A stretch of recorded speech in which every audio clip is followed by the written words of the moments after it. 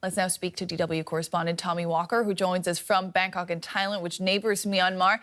Tommy, the military junta in Myanmar rejects a cessation of hostilities. Do we know why?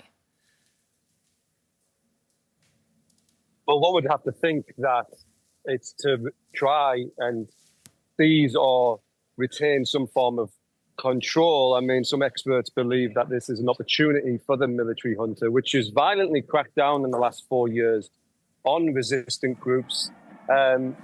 It's an opportunity for them to control more of the country. Others say that these military actions that are continuing would have happened anyway, whether the earthquake would have occurred or not. So that's what we're hearing, that the military will continue what they describe as defensive actions. But in reality, this junta, this military has attacked, the country for the last 4 years, including civilians. We do know that aid is now getting into the country.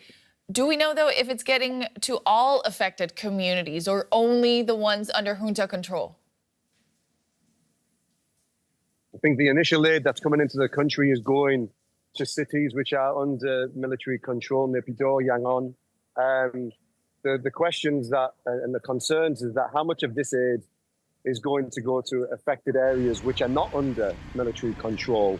There has been some teams from Singapore, China, that have actually rescued people from the rubble in Mandalay, for example. But, Saigon was also the epicenter of this earthquake on Friday and was hit extremely hard. And now the aid that is getting into there is very minimal. And it's local communities, local civil societies are actually trying to help each other with almost their bare hands to try and find survivors and just try and stay alive. So right now, the concern is that not enough aid is getting into these areas when it's really needed. The UN, meanwhile, has been calling for more international assistance. What can you tell us from where you are about the scale of the needs on the ground? Well, I mean, if you look behind me, this is the devastation of what happened in Thailand, and that's just one building that collapsed. The devastation in Myanmar is far, far greater. We've got there's buildings that have collapsed, pagodas, hotels, bridges. The devastation of this earthquake is really widespread, and it's the worst that Myanmar have suffered in over 100 years. People need clean water, they need sanitation, they need medical supplies, they need, man and woman power. They need people to help try and find survivors amongst these buildings that have came crashing down on Friday.